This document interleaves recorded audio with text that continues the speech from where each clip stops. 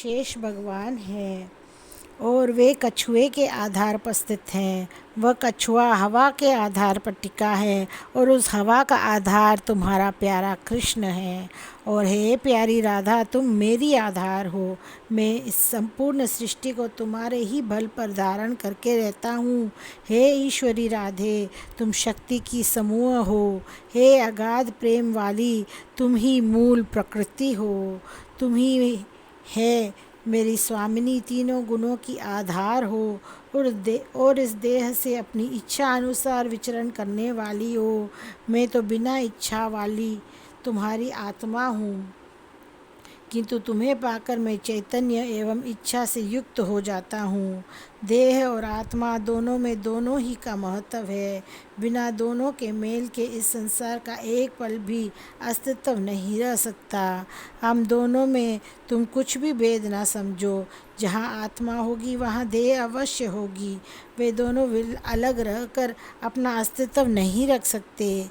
जिस प्रकार दूध और दूध की सफ़ेदी मिली रहती है और जिस प्रकार अग्नि के साथ उसकी जलाने की शक्ति रहती है, जैसे पृथ्वी में सुगंध और जल में शीतलता रहती है, उसी प्रकार मेरी स्थिति तुम में है। हम दोनों एकीय भाव से घुले मिले एक साथ रहते हैं। हे प्यारी राधे, तुम मेरे बिना जीवन रहित हो जाती हो। उसी प्रकार मैं तुम्हारे बिना दिखाई ही नहीं पड़ता।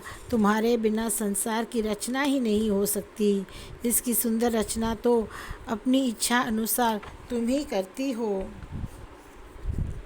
तुम नित्य रहने वाली आत्मा हो। तुम्हारा स्वरूप नित्य है और हे देवी, तुम ही प्रकृति स्वरूपा हो। तुम में संपूर्ण शक्तियों का भंडार है और ये ब्रह्मांड तुम्हारे ही आधार पर रहते हैं।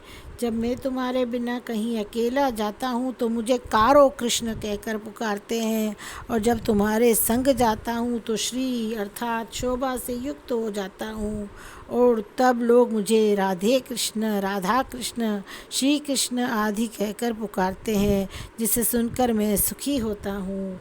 हे प्रिय, पार्वती, लक्ष्मी, सरस्वती, ब्रह्मा, शंकर, शेष और धर्म, यह सब मुझे प्राणों के समान प्यारे हैं, किंतु तुम तो मुझे प्राणों से बढ़कर प्यारी हो।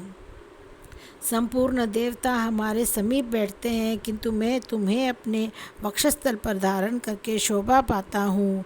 हे राधे, अब आंसू मत बहाओ, अपने वास्तविक स्वरूप की स्थिति में आ जाओ और निर्भय होकर कीर्ति के घर जाओ।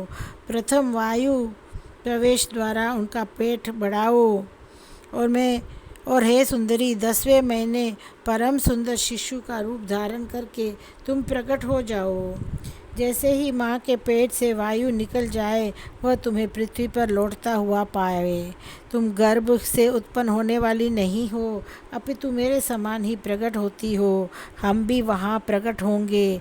हम दोनों गर्भ में नहीं रहते, प्रकट होकर अपना रूप दिखाते हैं। मेरे प्रकट होते ही वसुदेव जी बड़े प्रसन्न होंगे और कंस से भयभीत होने के कारण मुझे लेकर गोकुल जाएंगे।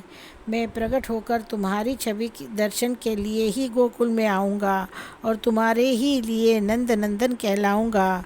तुम ही मुझे नंद के घर देखने के लिए आओगी और हृदय से लगाकर सुख प्राप्त करोगी। मैं अत्यंत प्यारी छवि से युक्त होकर अवतार धारण करूँगा और पृथ्वी का भार हरूँगा। मैं अपने भक्तों का उद्धार करूँगा और सुख का जो सार रस है उससे उन्हें परिपूर्ण कर दूँगा। गायें, गोपियाँ, ग्वाले, बछड़े, यमुना का जल, गोवर्धन और वृंदावन, ये मेरे शरीर हैं और मेरे प्राण हैं। इनके बिना मुझे क्षण भर को भी चैन नहीं मिलता। इन्हें मैं क्षण भर को भी भुला नहीं सकता। इन सब के प्रकट होते ही मैं भी व्याकुल होकर इनके दर्शनों के लिए आऊँगा। समय आने पर तुम्हारे हृदय में मेरा स्मरण हो आएगा।